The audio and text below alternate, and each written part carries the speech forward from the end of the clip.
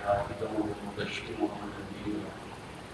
وداعيا إلى الله بإذنه وسراجا منيرا والصلاة والسلام على النبي الحبيب المصطفى الذي أرسله بالحق والهدى وعلى آله وأصحابه أولي الصدق والصفاء أما بعد أعوذ بالله من الشيطان الرجيم بسم الله الرحمن الرحيم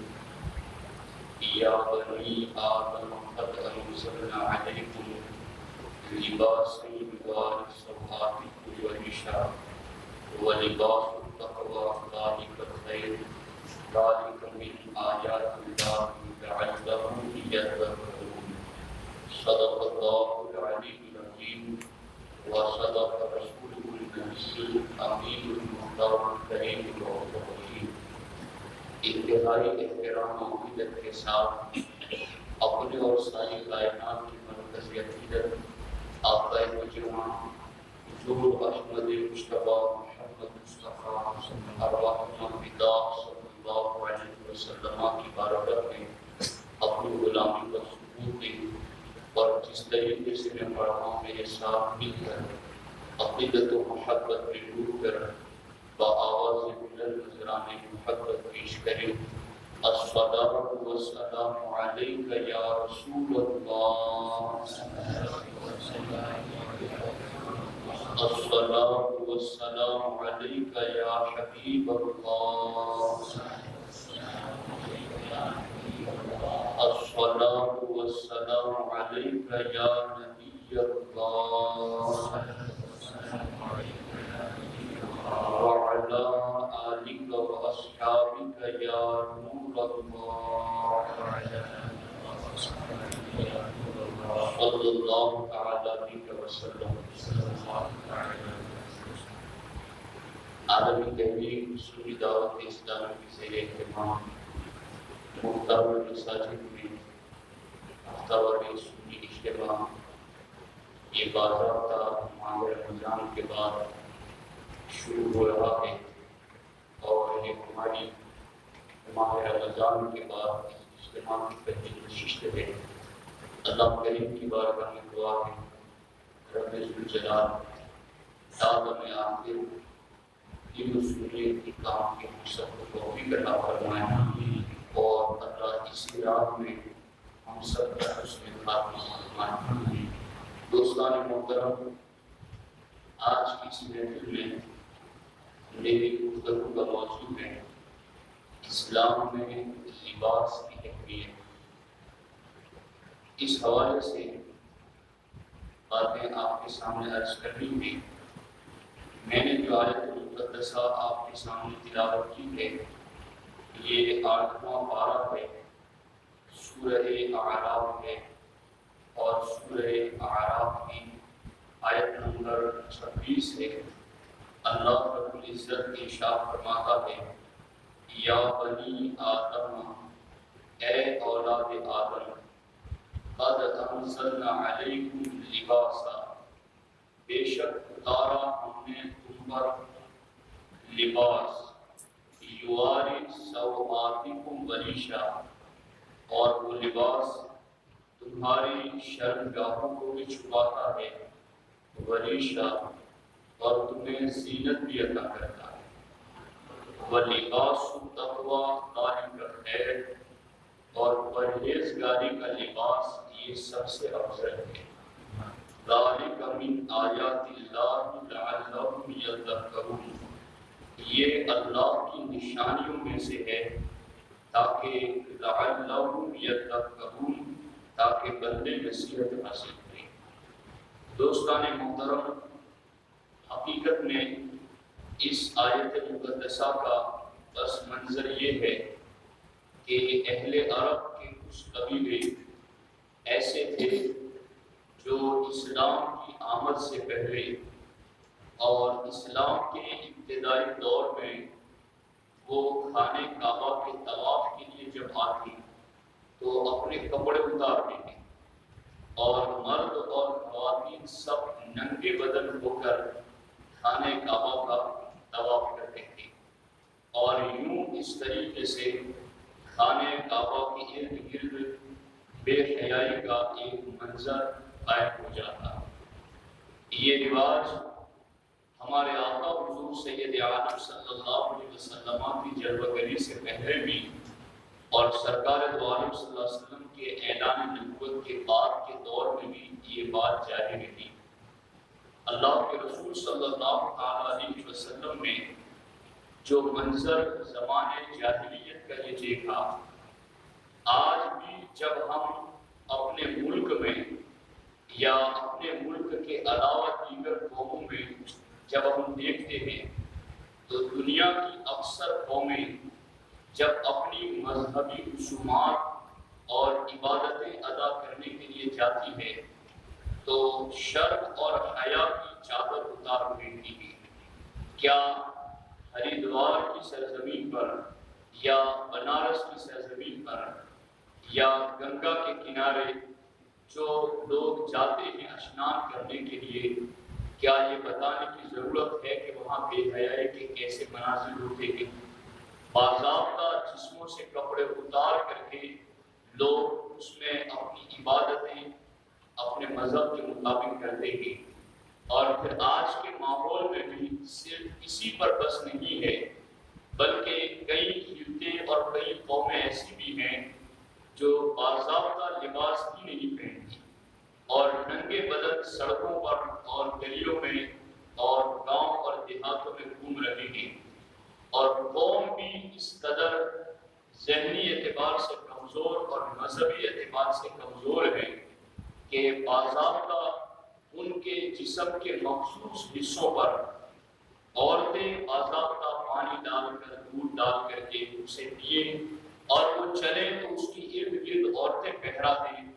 اس قدر بے حیائی کے مناظر یہ نہ صرف خانہ کعبہ کے اس دور کی جاہلیت میں یہ ہوتا تھا، بلکہ آج کی اس ترقی یافتہ دور میں بھی یہ سارے مناظر ہو رہے ہیں۔ اگر اس دور میں یہ ہوتا تھا تب اسلام کی ضرورت تھی، آج بھی اگر یہ ہو رہا ہے تو پھر پردے کی آج بھی ضرورت ہے۔ اسلام کا پیغام آج بھی اگر عام ہو جائے اور ان تک اسلام کے اس پردے کے حقیقی نور کو پہنچایا جائے تو جو عقل سلیم رکھنے والے ہیں وہ یقیناً دین اسلام کی طرف مائل ہوتے ہیں۔ آج تو کوئی ثقافت کی محفل اس وقت تک گرم ہوتی ہی نہیں جب تک کہ شرم و حیا کو وہاں روند نہ دیا جائے اور وہاں کچل نہ دیا جائے۔ اس وقت تک لوگوں کی ثقافت بڑی محفلیں باضابطہ جوش اور گرمی پر نہیں آتی ہیں۔ غرض کہ اگر آپ آج کے دور کا جائزہ لیں گے تو آپ کو چاروں طرف ایک بے حیائی کا منظر نظر آئے گا، ایک بے حیائی کا ماحول نظر آئے گا، جس میں جسم پر لباس نہ ہی ہوتا یا ہوتا بھی ہے تو نہ ہونے کے برابر ہوتا ہے، جس میں جسم نظر آتا ہے اور بے حیائی کے یہ مناظر پیش کیے جاتے ہیں۔ ایسا ہی کچھ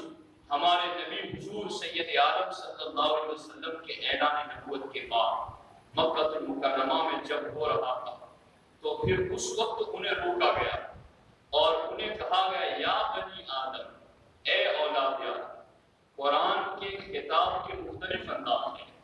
قرآن جب کوئی بات کرتا ہے تو کبھی ایمان والوں کو مخاطب کرتا ہے اور کبھی قرآن مخاطب کرتا ہے تو یا ایھا الناس کہتا ہے، کبھی قرآن خطاب کرتا ہے تو یا بنی آدم کہتا ہے۔ آپ تفسیر پڑھیں گے تو آپ کو پتہ چلے گا کہ قرآن جہاں یا ایھا الذین آمنوا کہتا ہے وہاں ایمان والوں کو حکم دینا مقصود ہوتا ہے، اور جہاں یا ایھا الناس قرآن کہتا ہے وہاں قرآن مکی کے کافروں سے خطاب کرتا ہے۔ لیکن یہاں پر نہ یا ایھا الذین آمنوا کہا گیا نہ یا ایھا الناس کہا گیا، بلکہ یہاں یا بنی آدم کہا گیا، اے اولاد آدم۔ اس سے پتا چلا جسم کو ڈھکنا اور پردے کا لحاظ رکھنا یہ اولاد آدم میں سے ہر فرد کی ضرورت ہے۔ ہر فرد کے لیے اس کا حکم ہے کہ وہ اپنے جسم کو ڈھانپ کر کے رکھیں اور اپنے جسم کو پردے میں رکھیں۔ قرآن خطاب کرتا ہے یا بنی آدم، اے اولاد آدم، تم یوں خانہ کعبہ کا ننگ دھڑک ہو کر کے طواف کر رہے ہو، قد انزلنا علیکم لباسا، اللہ نے تمہارے لیے ایسا لباس اتارا ہے یواری سوآتکم، جس لباس کو پہنو گے تو شرم کی چیزیں بھی چھپ جائے گی، وریشا، اور اللہ اس لباس کے ذریعے تمہیں خوبصورتی بھی عطا فرما دے گا، تمہیں زینت بھی عطا فرما دے گا۔ تو اب اس چیز کی ضرورت ہے کہ مومن اس لباس کو سمجھے۔ جب انہیں یہ بات کہی گئی تو انہوں نے دو باتیں سامنے کہی، اور دو باتیں سامنے رکھی کہ آپ ہمیں یہ کہہ رہے ہیں کہ ہم خانہ کعبہ کا طواف ننگے ہو کر کر رہے ہیں تو یہ نہ کریں۔ انہوں نے دو عذر سامنے رکھے، دو ہیلے اور بہانے سامنے رکھے۔ وہ کیا تھے؟ اللہ نے اس کو قرآن میں ذکر فرمایا۔ انہوں نے سب سے پہلا ہیلہ یہ بیان کیا، وجدنا علیہ آباءنا، ہم خانہ کعبہ کا طواف یوں ننگے ہو کر کیوں نہ کریں، وجدنا علیہ آباءنا، ہم نے اپنے باپ دادا کو اسی طریقے پر پایا ہے، وہ یوں ہی کرتے تھے، اس وجہ سے ہم بھی آج اسی طریقے سے کر رہے ہیں۔ اس سلسلے کے اندر حضرت مفتی احمد یار خان نعیمی رحمۃ اللہ تعالیٰ علیہ، حضرت علامہ نعیم الدین مراد آبادی رحمۃ اللہ علیہ خزائن العرفان میں کتنی بہترین بات کتنے کم لفظوں میں بیان کرتے ہیں۔ آپ دیکھیے، ارشاد فرماتے ہیں کہ یہ اس طرح کی بات کرنا اور بے حیائی کے کاموں پر ان کا یہ انداز پیش کرنا کہ ہم اپنے باپ دادا کی پیروی کرتے ہیں، تو یہ تو جاہل اور بدکار کی تقلید ہوئی، اور یہ کسی صاحب عقل کے نزدیک جائز نہیں ہے۔ تقلید کی جاتی ہے مگر اہل علم اور اہل تقویٰ کی جاتی ہے، نہ کہ جاہل اور گمراہ شخص کی جائے۔ اس لیے انہوں نے یہ جو بات کہی کہ وجدنا علیہ آباءنا، کہ ہم اپنے باپ دادا کی پیروی کر رہے ہیں، تو یہ چونکہ خود گمراہ تھے، یہ چونکہ خود راہ پر نہیں تھے، اس لیے ان کی تقلید اور پیروی کی بات نہ کی جائے۔ اور انہوں نے دوسری بات یہ کی، واللہ امرنا بہا، آپ ہمیں ننگے ہو کر خانہ کعبہ کے طواف کرنے سے کون ہے جو روک رہے ہیں؟ واللہ امرنا بہا، اللہ نے ہمیں ایسا کرنے کا حکم دیا ہے۔ یہ دو باتیں جب انہوں نے سامنے رکھی تو اس وقت اللہ رب العزت نے ان کی دونوں باتوں کا جواب دیتے ہوئے ارشاد فرمایا، قل، حبیب آپ انہیں فرما دے، ان اللہ لا یأمر بالفحشاء، تم ننگے ہو کر بے حیائی کے ساتھ طواف کرتے ہو، ان اللہ لا یأمر بالفحشاء، بے شک اللہ بے حیائی کا حکم نہیں دیتا ہے۔ یہ جو تم بات کر رہے ہو بے حیائی والی، یہ اللہ کا حکم نہیں ہے۔ اور تم یہ کہہ رہی ہو کہ امرنا اللہ بہا، اللہ نے ہمیں اس چیز کا حکم دیا ہے، اتقولون علی اللہ ما لا تعلمون، کیا ایسی بات لگاتے ہو اللہ پر جو تم نہیں جانتے؟ بس اپنے من میں آ گئی تو بات اللہ کی طرف نسبت کر دی کہ یہی اللہ کا حکم ہے۔ اللہ کبھی بے حیائی کا حکم نہیں دیتا، اور اللہ یوں اس طرح سے بے حیائی کے مناظر کی بات نہیں فرماتا، بلکہ رب ذوالجلال تو یوں فرماتا ہے، لباس اتارا اس لیے ہے تاکہ تم پہنو تو جسم بھی چھپ جائے اور اللہ خوبصورتی بھی عطا فرما دے۔ اور اسلام میں بازار تھا۔ اب یہ تو دنیا کی عبادتوں کے مختلف مناظر آپ نے قرآن کی آیت اور تفسیر کی روشنی کے اندر دیکھ لی کہ دنیا یوں عبادتیں کرتی ہے، اور یوں دنیا عبادت کرے تو وہ اپنے مذہب کے مطابق اس کو بہتر سمجھتی ہے، مگر اسلام کیا حکم دیتا ہے؟ اسلام کس طرح تقویٰ، طہارت اور پاکیزگی اور لباس کے بارے میں اپنے آپ کو چھپانے کا حکم دیتا ہے؟ اللہ اکبر! اسلام میں جیتے جی تو خدا کی قسم لباس کا حکم عطا فرمایا ہی ہے، اسلام نے مرنے کے بعد بھی لباس کا حکم عطا فرمایا ہے کہ مومن جب دنیا سے جائے تو بھی اسے یوں بغیر کپڑوں کے نہ رکھ دیا جائے، یوں اسے سمندر میں تیرا نہ دیا جائے، یوں اسے آگ کے حوالے نہ کر دیا جائے، بلکہ یوں ہونا چاہیے کہ عزت و شرافت کے ساتھ اسے غسل بھی دیا جائے، اس کے جسم کے گندگی کو دور بھی کیا جائے، اسے سفید کپڑے میں ملبوس بھی کیا جائے، اور پھر اس پر خوشبو بھی لگائی جائے، بلکہ جس تختے پر لیٹا کر کے اسے غسل دیا جائے وہاں بھی چاروں طرف دھلی کر کے خوشبو پیدا کی جائے۔ آپ دیکھیں تو صحیح، اس قدر پاکیزگی کا حکم اسلام میں کہ باضابطہ ہر جگہ تمہیں پردے کی بات نظر آئے گی، حتیٰ کہ عورتوں کے لیے بھی بالخصوص جو معاملات اسلام کے اندر ہے کہ عورتیں اسلام میں جو حکم ہے انہیں کہ وہ پردے میں رہیں، وہ پردے کا حکم ان کے لیے اتنا زبردست حکم ہے۔ اسلام کہتا ہے کہ عورت، چونکہ عورت کا معنی ہی ہے عورت یعنی چھپانے والی چیز، عورت کا لفظی معنی ہی لغت اور ڈکشنری کے اندر وہ ہے وہ ذات جس کو چھپایا ہے۔ عورت کا نام ہی اس لیے عورت رکھا گیا کہ یہ چھپائی جانے والی چیز ہے، اور قرآن میں صرف ایک عورت کا نام آیا ہے، ورنہ کسی عورت کا نام اللہ نے قرآن میں ذکر نہیں فرمایا، وہ صرف حضرت مریم رضی اللہ عنہا کا، وہ بھی اس لیے کہ حضرت عیسیٰ کے باپ نہیں تھے، اگر ان کی ماں کا نام ذکر نہ کیا جاتا تو عیسائیوں کے عقیدے کو پختگی مل جاتی کہ یہ ابن اللہ ہے، اللہ کے بیٹے ہیں، تو چونکہ ابن اللہ کا رد کرنا مقصد تھا اس لیے ان کی ماں کا نام ذکر کیا، ورنہ عورت اتنے پردے کی چیز ہے کہ رب نے کسی اور عورت کا نام بھی قرآن میں ذکر نہیں فرمایا ہے، اس لیے کہ یہ باضابطہ پردے کی چیز ہے۔ اور پھر مسلمانوں کے یہاں پردے کا لحاظ کتنا زیادہ، جب انتقال ہو جائے تو مرد کو 3 کپڑے دیے جاتے ہیں انتقال کے بعد کفن میں، اور عورت کو 5 کپڑے دیے جاتے ہیں، اسے 5 کپڑے غسل کے بعد تدفین سے پہلے تجہیز کے اندر اسے 5 کپڑے پہنائے جاتے ہیں، اس لیے کہ یہ پردے کی چیز ہے، اسے چھپانے کی ضرورت ہے۔ پھر مومن کے یہاں تو یوں بھی اصول ہے کہ جب اسے قبر میں اتارا جاتا ہے، اب یہاں بھی حکم ہے قبر میں اتارنے کے لیے جو اس کا محرم ہے، جو اس کا رشتہ دار ہے، جس کے ساتھ اس کا نکاح حرام ہے، وہ اترے قبر کے اندر، اور پھر اسے اتارنے کے لیے بھی لٹایا جائے تو باضابطہ قبر کے اوپر بھی چادر تان دی جاتی ہے تاکہ جسم کی موٹائی بعد وصال میں ظاہر نہ ہو سکے، اس کے جسم کی ساخت، اس کے جسم کی برداشت، اس کے جسم کا نشیب و فراق اور ابھار ہوتا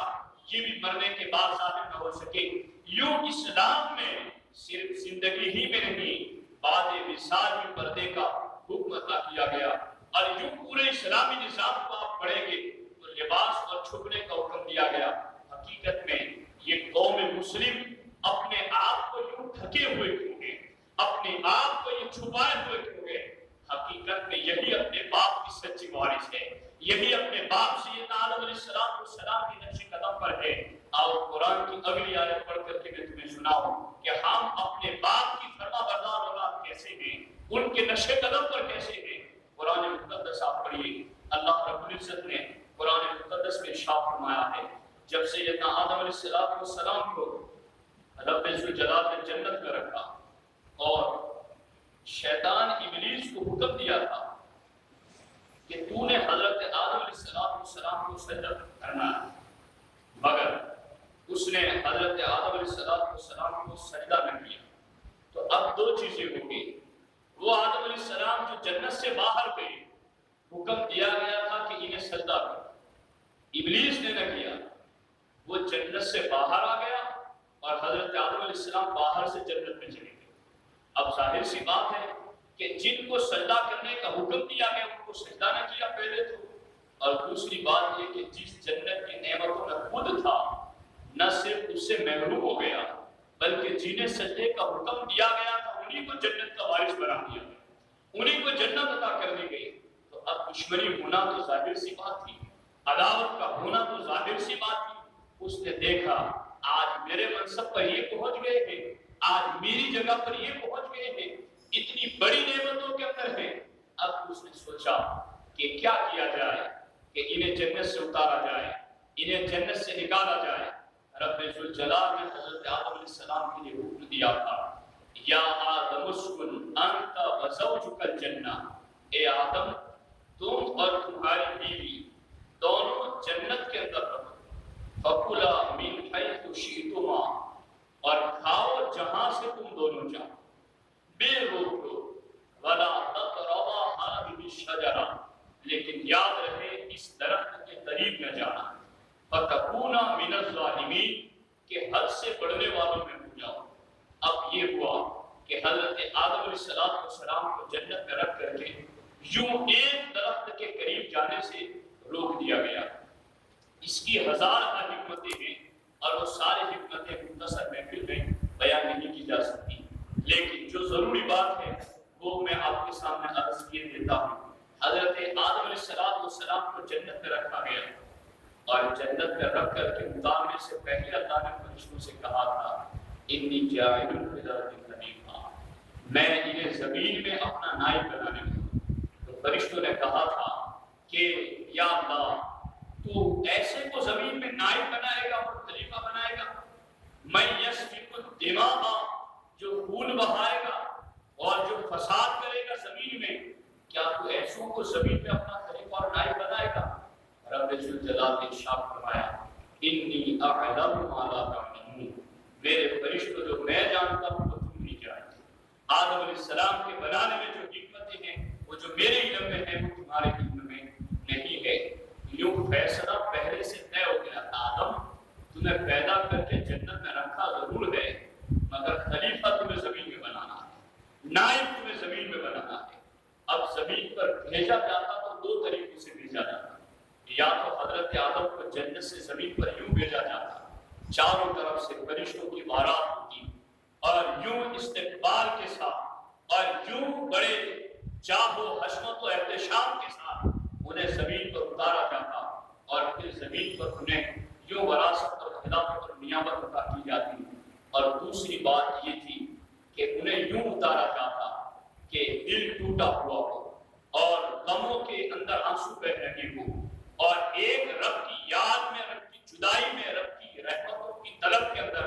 باضابطہ دل میں ایک رنج ہو، غم ہو، اور رب کو پکار رہے ہو الہا اور زاری کے ساتھ، اور روتے ہوئے اپنے رب کی بارگاہ میں گر گرا کر دعائیں کر رہے ہو۔ ان دونوں چیزوں کے اندر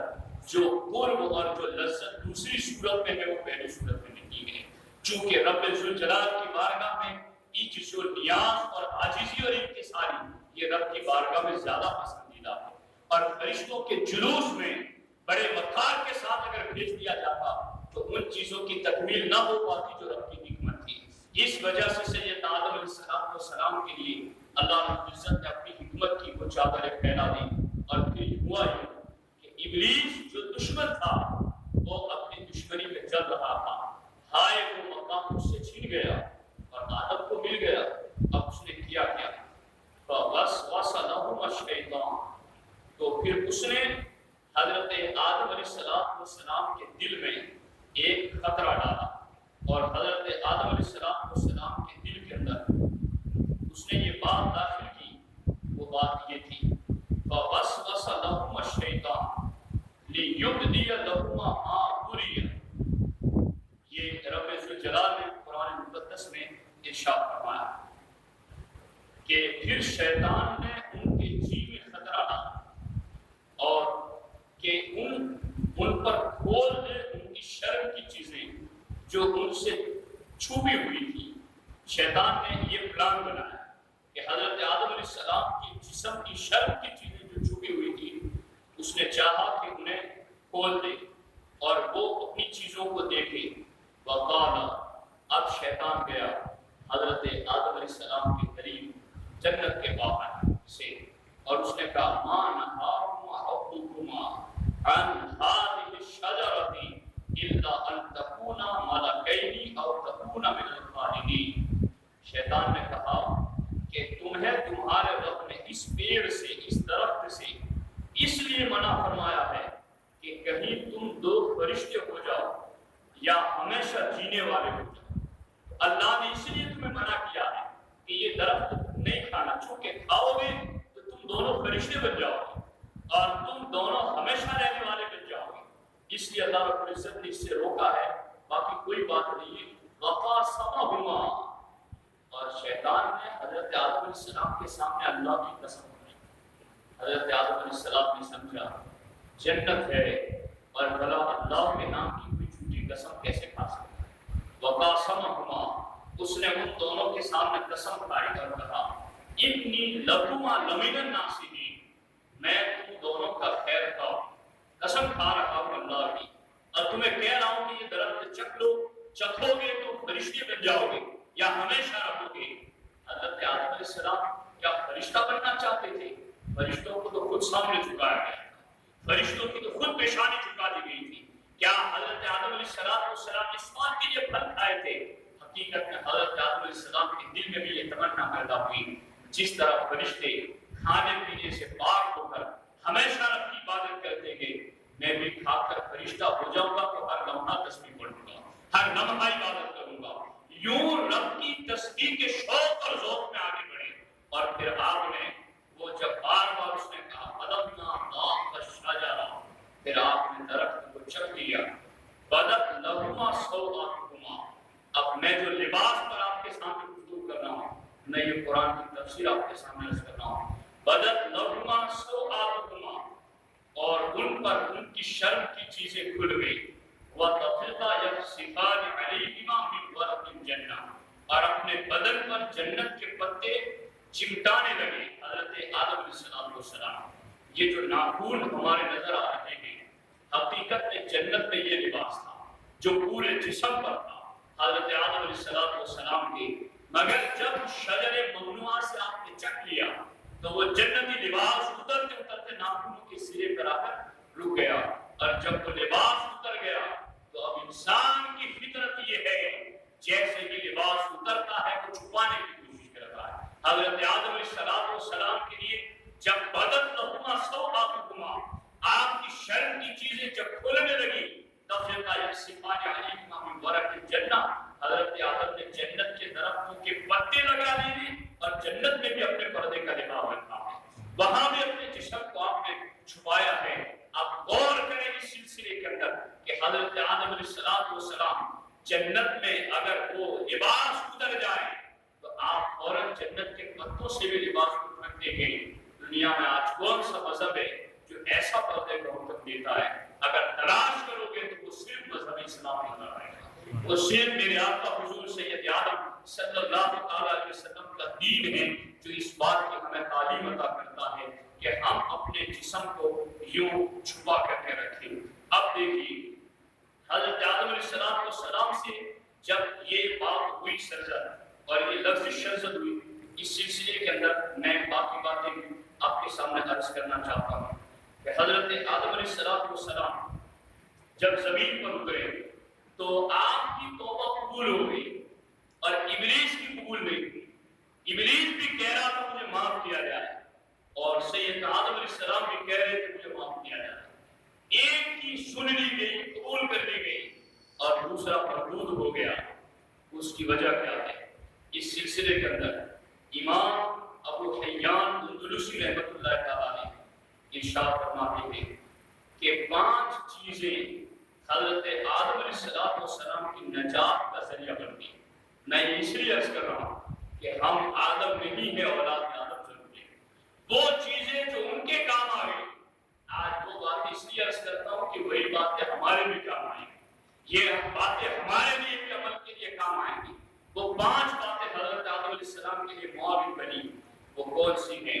سب سے پہلی بات یہ ہے کہ حضرت آدم علیہ السلام نے اپنی لفظش کا اعتراف، اپنی لفظش کو مانا۔ رب ذوالجلال نے جب یہ کہا کہ الم انہکم ان تلکما شجرہ، کیا میں نے تمہیں اس درخت سے روکا نہیں تھا اور میں نے تمہیں اس کے قریب جانے سے منع نہیں کیا تھا؟ حضرت آدم علیہ السلام نے کوئی بات نہیں کی، سامنے یہ بات کی ربنا ظلمنا انفسنا، اے اللہ مجھ سے خطا ہو گئی۔ لفظش کا اعتراف، حالانکہ وہ لفظش بھی لفظش کے پیغمبران، نبی کی اس لفظش میں بھی اتنی حکمتیں ہیں کہ ایک لفظش ہزاروں اولیاء دنیا میں جلوہ کر ہوئی، اور وہ ہزاروں اولیاء اور سلطان دنیا میں پیدا ہوئے، اور پھر ان کی اس لفظش کے صدقے اللہ رب العزت نے دنیا میں انسانوں کو آباد کر کے مومن پرہیزگاروں فرشتوں کے سامنے فخر کا اظہار فرمایا۔ تو یہ حضرت آدم علیہ السلام، کچھ لوگ یہ بھی کہہ جاتے ہیں کہ اب ہمارے معاذ اللہ رب العالمین کہ اب ہمارے باپ نے ہی غلطی کی تھی تو ہم کیوں غلطی نہ کرتے، تو ہم بھی غلطی کر رہی ہے۔ حقیقت میں ایسے لوگوں کو یہ جواب دینا چاہتا ہوں کہ تم جیسے لوگ حضرت آدم علیہ السلام کی پشت میں تھے،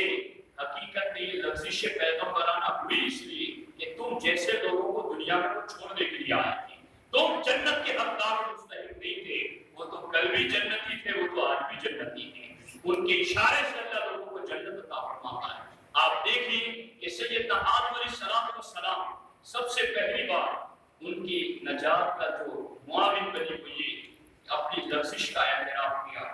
دوسری بات یہ ہے کہ اس پر ندامت ہوئی، اور تیسری بات یہ کہ آپ نے اپنے آپ کو ملامت کیا، اور چوتھی بات یہ کہ آپ نے توبہ کی، اور پانچویں بات یہ ہے کہ رحمت الہی سے آپ نے امید واپس نہ کی، مایوس نہیں۔ اور ابلیس کن چیزوں کی وجہ سے مردود ہوا؟ تو سنیے، اس کی تباہی کی بھی 5 چیزیں ہیں۔ سب سے پہلی بات تو یہ کہ اس نے اپنے جرم کو تسلیم نہ کیا، دوسری بات نادم نہ ہوا، شرمندہ نہ ہوا، اور تیسری بات ارتکاب جرم پر اپنے آپ کو ملامت نہ کی، بلکہ اس سے جو غلطی ہوئی نبی کی تعظیم نہ کرنے کی، اس کی نسبت بھی اس نے اللہ تعالیٰ کی طرف کی، اور اس نے کہا فَبِمَا أَغْوَيْتَنِي کہ تو نے مجھے گمراہ کیا، یعنی معاذ اللہ رب العالمین جو نسبت اپنی طرف کرنی تھی وہ نسبت بھی اس نے جرم کی اپنی طرف نہ کی، اور چوتھی بات یہ کہ اس نے توبہ نہ کی، اور پانچویں بات یہ کہ وہ اللہ کی رحمت سے ناامید ہو گیا۔ تو یہ 5 چیزیں تھیں جو ابلیس کو لے ڈوبی، اور اگلی 5 باتیں تھیں کہ جو حضرت آدم علیہ السلام کی توبہ میں معاون ثابت ہوئی۔ تو ساتھیوں،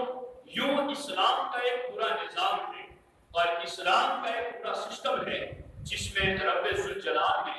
لباس مومن کے لیے خاص فرمایا ہے، اور لباس یہی تو ہماری حیا ہے۔ جہاں حیا ہوگی ایمان قدیم ہوگا، جہاں ایمان ہوگا وہاں حیا ضرور ہوگی۔ لیکن جس اسلام میں اتنا زبردست سسٹم عطا کیا ہو، جس اسلام میں حیا کے تحفظ کے لیے جنت سے لے کر زمین تک اور زمین سے لے کر واپس جنت تک ہر مرحلے پر مومن مرد اور عورت کے لیے پردے کا حکم دیا ہے، آج وہ قوم پردے کا کتنا اہتمام کرتی ہے؟ آج ہمارے لباس کیسے ہو گئے اور ہماری زندگیاں کس طرح سے گزر رہی ہے؟ میں اتنی بات عرض کر کے قرآن کی آیت پڑھ رہا ہوں، سنیے غور سے، توجہ سے سنیے اور یاد رکھیے۔ رب الجلال نے قرآن میں پہلے پارے میں ارشاد فرمایا قُلْ نَهْبِطُ مِنْهَا جَمِيعًا، ہم نے کہا اِهْبِطُوا مِنْهَا جَمِيعًا، جنت سے تم سب کے سب اتر جاؤ۔ اترنے والے تو 2 تھے، حضرت آدم علیہ السلام اور حضرت حوا۔ یہ کیوں کہا گیا جمیعا، تم سب کے سب اتر جاؤ؟ تفسیر پڑھیں گے تو آپ کو پتا چلے گا کہ پشت آدم میں ہم سب اتر رہے ہیں، اس لیے کہا گیا جمیعا تم سب کے سب اتر جاؤ۔ اور اترنے کا حکم دینے کے بعد رب نے کیا فرمایا؟ فَإِمَّا يَأْتِيَنَّكُم مِّنِّي هُدًى فَمَن تَبِعَ هُدَايَ فَلَا خَوْفٌ عَلَيْهِمْ وَلَا هُمْ يَحْزَنُونَ۔ اللہ نے ارشاد فرمایا کہ جب آدم علیہ السلام زمین پر اتر گئے، اب جب تمہارے پاس میری طرف سے ہدایت آئی، فَمَن تَبِعَنِي فَإِنَّهُ مِنِّي، اب پھر جب میری طرف سے ہدایت آ جائے کہ تم زمین پر جاؤ سب کے ساتھ، اور پھر جب میری طرف سے ہدایت کا پیغام تمہیں پہنچ جائے، اور فَمَن تَبِعَنِي، پھر تم میں سے جس اترنے والے نے میری ہدایت کے حکم پر عمل کیا، تو پھر وہ خوف نہ کرے، پھر وہ غم نہ کرے، پھر واپس اس کا ٹھکانہ جنت ہی ہے، پھر تمہیں جنت کی طرف لوٹایا جائے۔ مگر جب کہ تم اپنے اصلی مکان سے اترنے کے بعد تم اس بات کا لحاظ رکھو۔ میں ایک چھوٹی سی مثال دے کر کے بات کو اختتام کی طرف لاتا ہوں، اس کا توجہ کے ساتھ آپ سن لیں۔ ہمارے ملک سے کوئی بندہ کمانے کی غرض سے دوسرے ملک میں جاتا ہے، فرض کیجیے 2 جوان ہیں، وہ اپنے ملک سے کسی غیر ملک میں جا رہے ہیں، اور دونوں ایک ہی نیت سے جا رہے ہیں، ہم نے 5 سال وہاں رہنا ہے، کمانا ہے، اور پیسے کما کر پھر 5 سال بعد واپس آنا ہے۔ ان کا اصلی وطن ہندوستان ہے، اور یہ لوگ چلے انگلینڈ جانے کے لیے۔ دونوں کی نیتیں تھی کہ ہم نے کمانا ہے، وقت کام میں لگانا ہے، 5 سال بعد واپس آنا ہے۔ دونوں جب اس زمین پر اترے تو ایک بندہ ایسا تھا جو وہاں اترنے کے بعد اپنے مقصد کو یاد رکھتا ہے، اور وہ ہمیشہ ڈیوٹی کو نبھا کر کام کرتا ہے، اوور ٹائم بھی کام کرتا ہے، اور یوں اس ملک کے قانون پر بھی عمل کرتا ہے، اپنے وقت کو بھی کام میں لگاتا ہے، سرمایہ اکٹھا کرتا ہے، لیکن دوسرا جو ساتھ میں گیا وہ اس ملک میں اترتے ہوئے رنگینیوں میں مبتلا ہو گیا، اسے اپنا مقصد یاد نہ رہا میں آیا تھا کس لیے، اب وہ یوں سمجھنے لگا کہ مجھے ہمیشہ یہاں رہنا ہے، اور پھر وہاں بے حیائیوں میں بھی مبتلا ہو گیا، اس ملک کے قانون بھی توڑنے لگا۔ اب آج یہ ہوا کہ اسے گرفتار کر لیا گیا، اسے جیل میں ڈال دیا گیا۔ 5 سال گزرنے کے بعد یہ دونوں واپس اپنے ملک آ رہے ہیں۔ ایک بندہ وہ ہے جس نے 5 سال کے اندر ہر لمحہ ہر منٹ کو اپنے لیے غنیمت سمجھا، اپنے وقت کو اپنی ڈیوٹی پر لگایا، اپنے وقت کو اپنے مقصد میں لگایا، اور اپنی 5 سالہ زندگی کو سرمایہ اکٹھا کرنے میں لگا دیا۔ اور دوسرا وہ تھا جو جا کر کے مقصد بھی بھول گیا اور وہاں ملک کے قانون بھی توڑ گیا، وہ بھی 5 سال بعد پلٹ رہا ہے، مگر اسے گرفتار کر کے پاؤں میں بیڑیاں ڈال کر کے مجرم بنا کر کے لایا جا رہا ہے۔ اب یہ دونوں ہندوستان میں اترے اپنے اصلی وطن کی طرف، تو ایک بندہ جو اپنا مقصد یاد رکھ کر کے گیا تھا اور وہاں جس نے اپنا مقصد یاد رکھ کر کے وقت کو کام میں لگایا تھا، وہ اتنا خوش ہوگا، کب اپنے بیوی بچوں سے ملوں، کب اپنے گاؤں والوں سے ملوں، کب اپنے رشتہ داروں سے ملوں۔ لیکن دوسرا جو وہاں جا کر مقصد بھول گیا، جو وہاں جا کر قانون توڑ گیا، وہ شرمندہ شرمندہ پلٹتا ہے، چھپ چھپا کر کے جاتا ہے، مجھے کوئی دیکھنے نہ پائے، گاؤں والے دیکھیں گے تو کیا کہیں گے، دوست احباب دیکھیں گے تو کیا کہیں گے، گھر والے بیوی بچے دیکھیں گے تو مجھے کیا کہیں گے۔ ساتھیوں، اپنے اصلی وطن سے کسی غیر ملک میں جاؤ اور پھر اس غیر ملک میں جا کر کے جو قانون توڑ دیتا ہے وہ پلٹتا ہے تو شرمندہ ہو کر، اور جو قانون پر عمل کر کے مقصد کو یاد رکھ کر کے واپس اپنے اصلی وطن پلٹتا ہے تو وہ خوشی خوشی پلٹتا ہے۔ میں اور آپ یہ سوچیں کہ ہمارا اصلی وطن کون سا ہے، تو قرآن کہتا ہے جب آدم علیہ السلام کو زمین پر اتارا گیا تو رب ذوالجلال نے کہا قُلْنَا اهْبِطُوا مِنْهَا جَمِيعًا، تم سب کے سب زمین پر اترو۔ جس سے پتا چلا ہم سب کا اصلی وطن جنت ہے، ہمارا اصلی مقام جنت ہے۔ اب ہم جنت سے آئے ہیں یہاں آ کر کے جنتی پیغام والا قانون توڑ دے تو پھر وہ ایک گروپ بن جائے گا، اور یہاں آ کر کے جنتی پیغام کے احکام پر عمل کر جائے تو وہ فرما بردار ہوگے۔ جس طرح سے غیر ملک سے اصلی وطن پلٹنے والا مجھے شرمندہ ہو کر پلٹتا ہے اور وقت کو کام میں لگانے والا خوشی خوشی پلٹتا ہے، اسی طریقے سے جنت سے آنے والا مومن فمن تبعنی رب کی ہدایت پر عمل کرے گا، اور پھر جب واپس پلٹے گا تو واپس پلٹنے کی گھڑیاں وہ ہوگی، کان میں آ کر کے فرشتے یہ صدا لگائیں گے یا ایتھا النفس المطمئنہ ارجعی الی ربک راضیۃ مرضیہ فادخلی فی عبادی وادخلی جنتی۔ پھر فرشتے اسے کہیں گے اے نفس مطمئنہ اب تو جنت کی طرف چل، تجھے اللہ نے بلایا ہے، رب کے بندوں میں داخل ہو جا، رب کی جنت میں داخل ہو جا۔ یہ جو اپنے اصلی وطن سے دنیا میں آ کر کے قانون کو فالو کرنے والے، رب کے پیغام ہدایت پر عمل کرنے والے، لیکن وہ بندہ جو یہاں آ کر کے جنتی پیغام کو بھول گیا، قانون کو چھوڑ گیا، جس نے حیا کا قانون توڑ دیا، ایمان اور عمل کے قانون کو توڑ دیا، جب وہ واپس پلٹے گا تو پھر اس کا تو معاملہ یہ ہوگا کہ فرشتے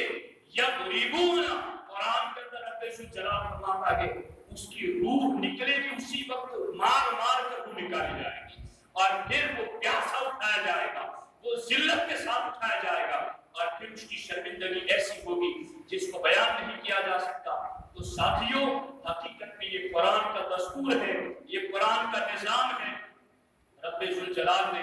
انسان کے جسم میں پردے کے لحاظ سے جسم کو چھپانے کے لیے رب ذوالجلال نے لباس کو اتارا ہے، جو لباس یواری سوآتکم، شرم کی چیزوں کو بھی چھپاتا ہے، وریشا،